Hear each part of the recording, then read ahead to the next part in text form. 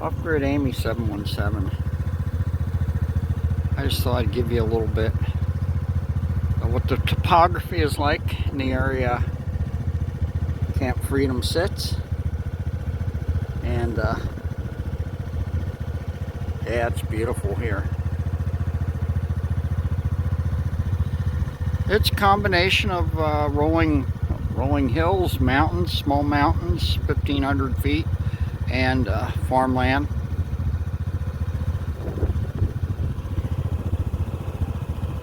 Yep, I'm on the motorcycle, so let's go. And there's no shortage of beautiful old homes.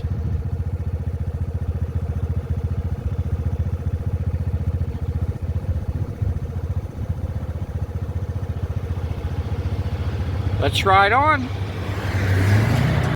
I am now in Louisville, Pennsylvania, and not that far from the cabin. And if you look down there, that's the baseball tournament and cookout that I was at earlier today when I was picking up lumber. You can see this area is pretty much rolling hills and mountains. Right in this area here, the height of the hills or mountains, whatever you want to call them, is a lot lower than where I'm at and further away from what they would call the Appalachian Mountains. I guess technically it's all part of it. But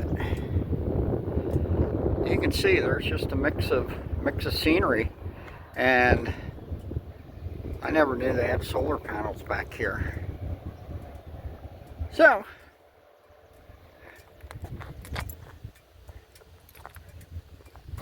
let's move on. Before I move on, I do want to add this. This area is full of Mennonite and Amish farms.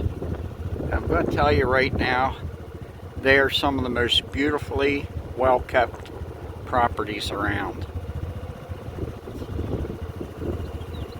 Right now I'm somewhere between Louisville and Landisburg, PA. I think this is 850, Route 850. And you can see I'm looking down there towards where I'm at. I'm down there on the other side of the mountain, or maybe on this side, I'm not sure, but I'm in a valley, what they would call a holler in West Virginia or Kentucky. But yeah, so where am I stopped at? I am stopped at a little Mennonite bake shop that was recently moved. It used to be up the road a little way, and I got myself a wet bottom shoe fly pie. And this place makes the absolute best baked goods. Really appreciate them. Moving on. Now I am at the famous Landisburg Mart, where you can get anything you want, including a meal. Like I said, this is a mix of farmlands that go into the mountains. And I'm quite a few miles away from there, so yeah, they're a lot higher than they look. And this is what leads into the valley that I'm in. And if I walk out my door and face the road, the mountain across from me is 1,500 feet, and it's in the Tuscarora Forest, which is a state forest. So let's move on.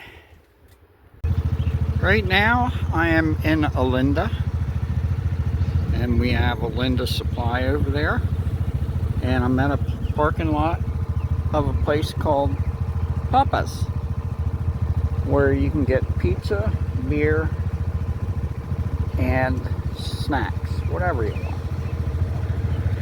Oh yeah, sometimes they do sell dinners, and you can see once again, the flat areas are basically surrounded by high hills and mountains. And you can get live bait here. You can get live bait just about any store that's open and will sell you live bait. I'm not sure if this little town has a name, but if I'd keep going down that road, that would take me into Carlisle, and also one of the most beautiful peaks in the area. And I can't remember the name of it. Hawk Mountain? No, it's not Hawk Mountain. I don't know.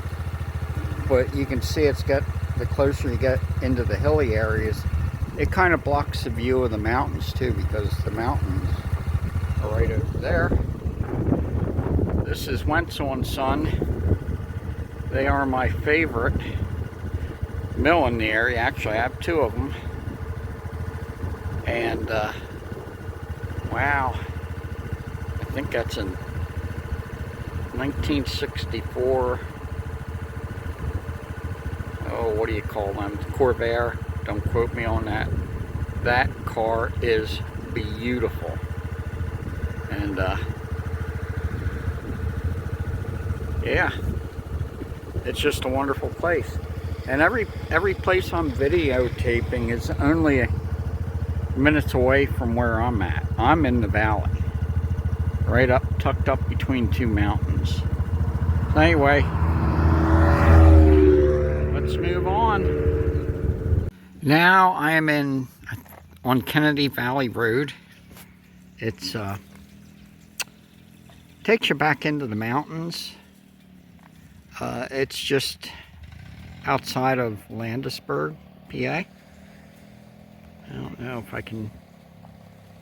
No, I can't zoom in this. It's called Rice Covered Bridge. Has been placed on the National Register of Historic Places in 1980 by the United States Department of the Interior. And yeah, it's beautiful. And once again, there's a lot of Mennonite farms and lands back here, which I'm probably parked on their property. But it's just a beautiful place. And there's a treat back here. Let's see if I can find it. Now, here's the hidden gem. And we are still in Kennedy Valley. Looks like they just started logging in there, although I do see a structure back there. Looks like an old camper. And you can see, man, that's straight up. And over here, let's see what we got. At one point, I used to get a lot of water out of here. And, yeah, it's a mountain spring. Looks like it's seen some better days. This is new. And, yeah, I don't recommend to some people tap it right out of that box. I'm not doing that. Because, like it or not, that's standing water, and there's oftentimes critters and stuff getting in there in the summertime. Let me see. There's a leaf in there I wanted to get out. So yeah, if I'm going to fill something up, I'll fill it right from there. But, I mean, lately I have no need for it. That's where I was getting water before I had a setup. Now I do have a setup. And how would you like to try and climb up that? Man. It's literally...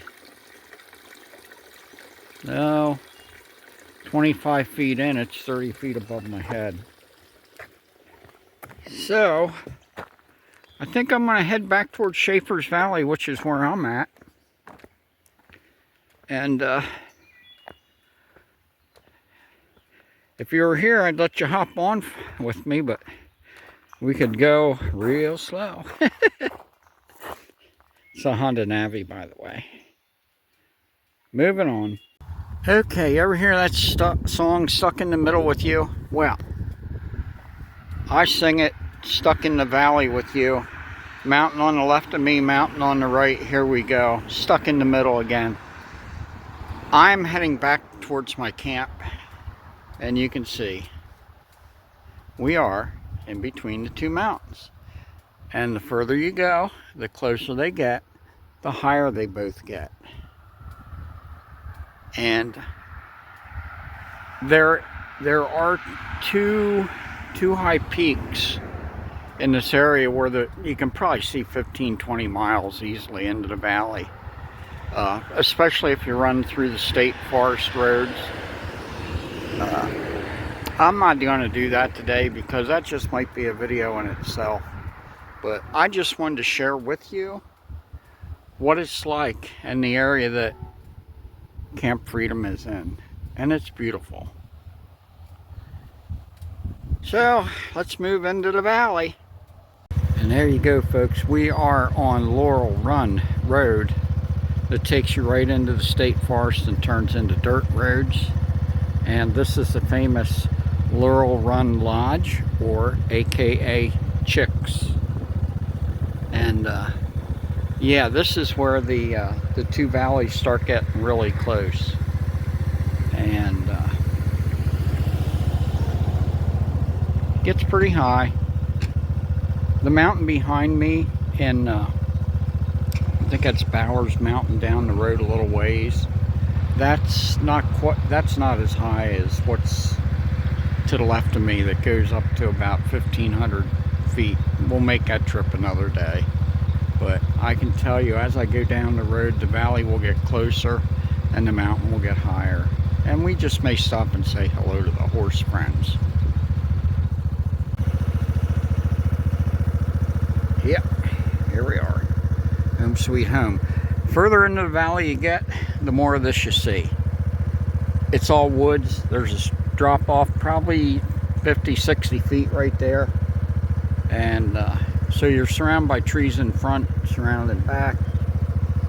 And we just jumped over my mailbox. Hey, is that me in there? Hey. But anyway, yeah, that's my driveway. And there's a mountain right behind us here. Like I said, there's mountain to the left, mountain to the right. Here we are, stuck in the middle again. Y'all have a blessed day.